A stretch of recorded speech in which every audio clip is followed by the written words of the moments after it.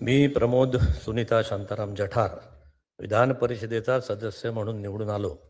धर्मवीर छत्रपती संभाजी महाराजांचं स्मरण करून ईश्वर साक्ष शपथ घेतो की कायद्याद्वारे स्थापित झाले अशा भारतीय संविधानाबद्दल मी खरी श्रद्धा व निष्ठा बाळगीन. भारताची सार्वभौमता व एकात्मता उन्नत राखीन आणि आता जे कर्तव्य मी हाती घेणार आहे ते निष्ठापूर्वक पार पाडेन. धन्यवाद. माननीय फडणवीस साहेब आणि त्यांच्या व्यासपीठावरील सर्व सहकाऱ्यांचा आभार. थँक्यू.